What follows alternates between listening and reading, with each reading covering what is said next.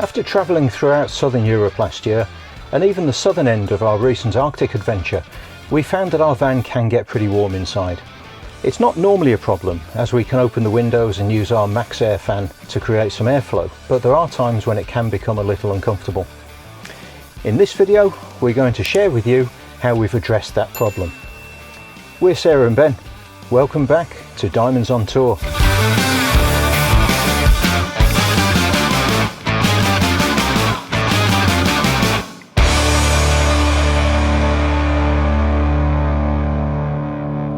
Our van is extremely well insulated, and that's essential if you're going to use your van for longer trips and in either warmer climates or cooler ones. Insulation is just as much about staying cool in the heat as it is about staying warm in the cold. When we were in the Arctic, spending nights as low as -23 degrees Celsius, we had no problem at all staying warm. Our diesel air heater and our supplementary hydronic diesel heater did a fantastic job, with the added safeguard of the redundancy provided by having two completely independent heating systems. It can be a very different story keeping cool though. With hindsight, the dark grey colour that we painted the van does make it pretty hot if it's in direct sunlight. The insulation and the vapour barrier do a great job, and just to demonstrate that, have a look at this. It's not a hot day today, 22 degrees Celsius, which is a good British summer's day, but nowhere near what we've experienced with over 40 degrees C in the south of Europe last year. But have a look at this. If I pull back this insulation, you can see that the inside surface of the metal is reaching 42 degrees, but the inside of the insulation is far less at 29 degrees C. I'm not going to get into the vapour barrier debate. There's no debate for me. It's essential if you're travelling anywhere other than a constantly warm and very dry climate. So unless you live and travel in Arizona, you need a vapour barrier. Even with our hugely effective insulation, we've decided to fit an air conditioning unit to help us deal with that warmer weather. We did lots of research before choosing a unit that works for us. We quickly eliminated under-seat units because we just don't have the space, and under-floor units wouldn't work here because of the extra work involved with ducting the chilled air from under the mounted unit underneath the van. The advantage of keeping the weight down low was attractive, but we couldn't make something like that work for us, particularly as this is retrofitting to our already finished van.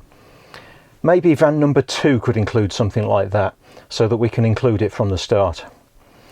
We also didn't consider those domestic units that you sometimes see people fitting to the back doors of their van. I really don't think that's a great idea. So that meant the only remaining option for us was a roof-mounted unit. But what about power? Most air conditioning units are powered from 230 or 120 volt AC power. Now that's fine if you're always parked up on a hookup, but when you're off-grid and you have to run the inverter all the time, and with the efficiency losses in converting 12 volts to 240, these units use a lot more power than a modern, efficient 12 volt air conditioning system. We chose this unit from Velit Camping over in the USA. They're very responsive to queries and say that they're engineers and campervan travellers themselves that have started this business because they couldn't find what they wanted off the shelf. These units are made in China, but that's not really something to worry about, and it also means that they can deliver direct to the UK from their factory rather than having to arrange shipping from the USA. This one cost us around 1,100 British pounds, so with some other makes costing well over £2,000, this is good value. This unit is rated at 650 watts at 12 volts and can deliver 8,000 BTUs of cooling. That should be plenty for our long wheelbase van. They say it'll draw between 20 and 60 amps depending on how hard it's working. So with our batteries that are just under 600 amp hours, a full battery will power this for between 10 and 30 hours. The way we camp, we would never run it at full power for very long, maybe for half an hour at the longest, and then lower it to maintain a reasonable temperature. So we know we have plenty of battery capacity to run this without any concerns. If we're ever on a hookup, of course, you can do what you like and cool with impunity. Just a quick point on batteries. Really the most important thing when you're considering your battery capacity is your charging setup. You can have the biggest batteries in the world that enable you to run loads of stuff for a long time, but you then need to charge it all back up again. In our example, the best charge we can currently achieve is 60 amps from our alternator when the engine's running through our battery to battery charger. Now that's a pretty powerful charger, Many can only deliver 20 or 30 amps, so if your battery is empty, we would need to drive for around 10 hours to charge up again. We don't travel like that, so we do not drop our battery below around 60 or 70%, and even then we need to be driving for 3 or 4 hours to top back up again. As a result, we find that we really need to use a park up with a hookup power, really just once a week, maybe one night a week, just to top the battery back up to 100%. A much more powerful secondary alternator charging setup really is the way forward. They can deliver maybe up to about 270 amps of charge, which would fill our battery in around 2 hours from completely empty, and would make a hookup completely unnecessary. To the fitting then of this AC unit. Once I'd taken this part of the ceiling down to expose the insulation, I could cut back and see where we needed to start cutting a great big hole in the roof. After marking the position with duct tape, drilling small holes in the corners allowed me to see how far back to cut the insulation. Then I could drill larger holes in the opposite corners to get the jigsaw blade in. Then I cut through the reinforcing beam inside with a metal cutting blade in the vibrating tool.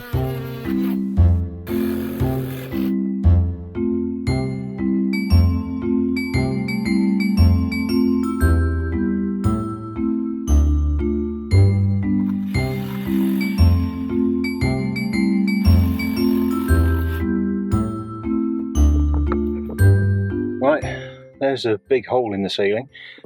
One thing you'll notice is I've had to cut through the strengthening beams that go across the roof here. So I'm going to build a frame that goes around here, all the way around the edge, out of probably 20mm by 40mm steel box section. So that will then strengthen up this hole and make it a nice firm base to fit the air conditioning on. You see, one of the problems I've had, the consequence of doing such a good job with this sound deadening material, is that I then had lots of it to take off the ceiling here so that I could get this back to a clean finish so that I can weld it. Clearly you can't weld with sound deadening in place.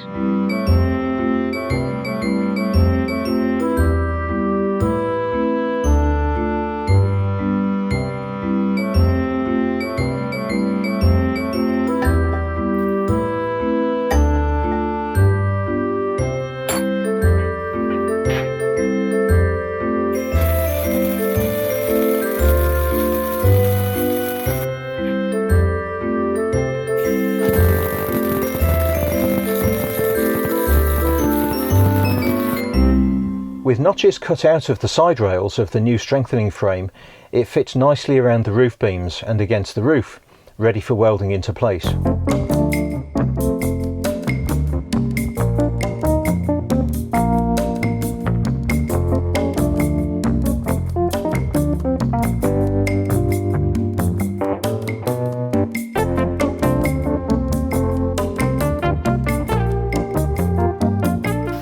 I just needed to clean the paint off the steel with the wire brush because you can't weld through this paint.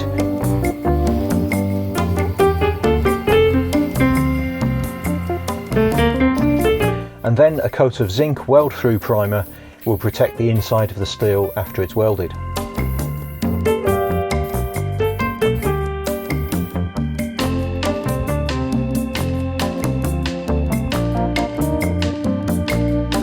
With the frame also painted with zinc primer, it can then be clamped into place and welded firmly in.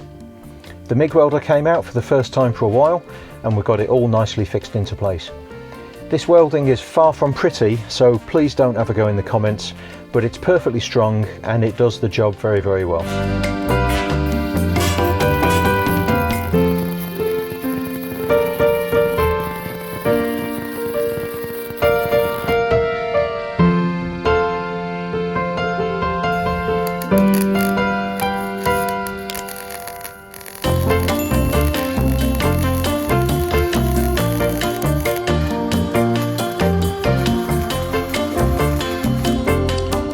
Right, here's the foam seal that goes on the space here.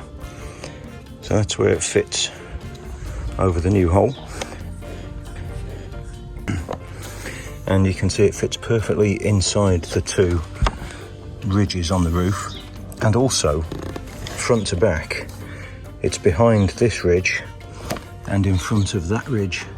So if I'd put the whole thing further back behind the strengthening beam on the roof, I would have actually had to contend with getting a seal over here. So that's actually worked out much better. With the help of a friend, we lifted the unit up onto the roof. Thanks, Bill. We thought it was going to be much harder than this, so we had a rope tied onto the unit and passed over the van to Sarah on the other side so that she could take some of the weight on the rope. We'd wrapped it in a blanket so that there was no risk of it scratching the side of the van as it went up. And it actually went up there in a few seconds.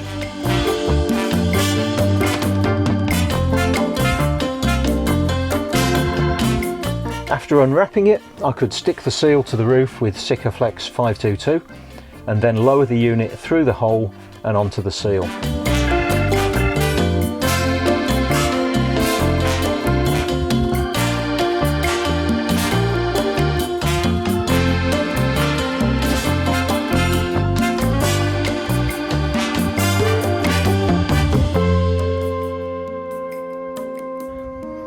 Now, with the unit in place, you put these studs in to the base of the unit and then fix them down with this 13mm nut that just tweaks up onto the unit. It would have been far easier to put those in and put those nuts on before we drop the unit into the space of the roof, especially these ones where there's no space to get the spanner in. So then the unit's retained by this bar which goes up over the studs, pushes onto the frame, and then when the nuts are tightened up, it pulls the whole unit tight down onto the roof.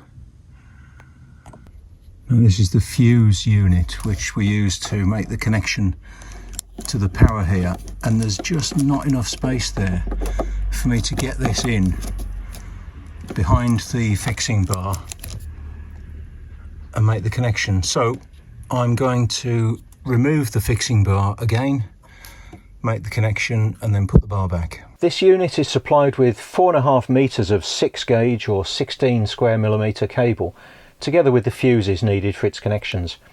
This cable is easy to work with and comes with a nice quality corrugated conduit so that it can be easily run through your van and up to the roof. I only needed about 3 meters of cable, so I cut off the excess and crimped on some new connectors. This is high current cable, so be sure to make very good connections. A poor connection will lead to localized heating and potential fire that will not be prevented with the fuse, so be careful with this. Well, that's the AC unit in place. Now, because of all this welding I had to do around here, I had to take back the insulation much further. So the next job is to replace the insulation and the vapor barrier all the way up to this frame here. Right then, here it is, all insulated and vapor barrier back fitted. So that's sealed perfectly to the metal frame there. So absolutely no problem at all. Just need to put the ceiling trim back up and the cupboard here, and we'll be good to go. In our case, the position was determined partly by the internal layout that's already in place. In the new build, you'd have a little more flexibility than this, but as you'll see, this worked out really well for us. As well as the internal layout, the position of our roof rack and tilting solar array was also impacting where we could place the unit on the roof. The tilting solar is very important for us, enabling us to get up to 3 times as much charge from our panels than we would get if they were flat on the roof. We've got a couple of videos all about that if you're interested, and I'll put a link in the description and a thing up here. They're also mounted at the back of the van, so we decided to fit the AC underneath the solar panels. Having the panels raised off the roof a little makes the geometry of the linear actuators work, so a little more height isn't a problem. In fact, it makes the tilting mechanism even more effective. In addition, it's all still a lot lower than our roof box, so we're not risking ripping our panels off on an overhanging tree. Because of the way I made the hinges and the tilting mechanism, it was a simple task just to extend these brackets up by 50mm to lift it all up to high enough to clear the AC unit. I made new mounts for the lower end of the actuators, because this was now moved off the roof rails where they were previously mounted. The distance between the actuators was sufficient for the AC to fit, and although it was tight, it works very well. I made this little angled piece just in front of the bracket to encourage any overhanging branches or bushes to go up over the panels rather than getting caught on this edge. Now, before buying this unit, I contacted the manufacturers to ask whether having these panels directly over the exhaust fan from the AC condenser would affect its performance. They said it might a little, but as they didn't know anybody who'd done that before, that I should give it a go and let them know if it works. Well guys, I can confirm that it does work. We've seen no problems with the exhaust from that condensing unit at all. There's about 50 millimeters from the fan to the underside of the solar panels, and it still works just fine. I also checked whether any heat from the exhaust on the AC unit could affect the solar panels. They're rated to be able to handle from -40°C to +85°C, and the exhaust from the fan never gets anywhere near that hot. In addition, at times when we may want to use the AC when we're parked up, we will most likely also want to have the solar panels raised, which completely removes any concern over their proximity at all. In the end, mounting the AC under the solar panels has been a really good solution for us, freeing up valuable space up here on the roof. And here's the finished job. We'd chosen the black unit, which as you can see has a black interior panel as well as the outside unit. I think it looks really good, and it also sits very flush with the ceiling, and there's plenty of flexibility in the trim piece to take into account different roof thicknesses. Ours is about 100 millimeters in total, which is towards the top end of the thickness that this unit can easily fit into. I had to replace the trim fixing screws because the supplied ones were a little short to reach the fixing bar where they screw into. But as you can see, it's a really neat installation. It's operated either with the buttons on the panel here or with the remote controller. There are different modes, from a night setting, which is pretty quiet and shouldn't disturb us at night, right up to a boost mode, which is very powerful.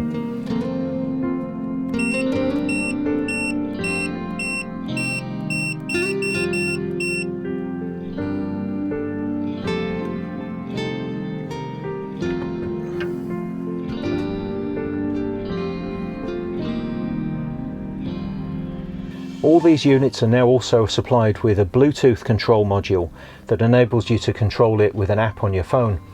I was a little gutted that I'll now have to pay an extra $50 to get that Bluetooth control that people get included now, but I guess things get updated all the time. In terms of the current that this AC unit draws, I'm doing a little test now with the unit on full power at 16 degrees C, and you can see it's drawing around 31 amps.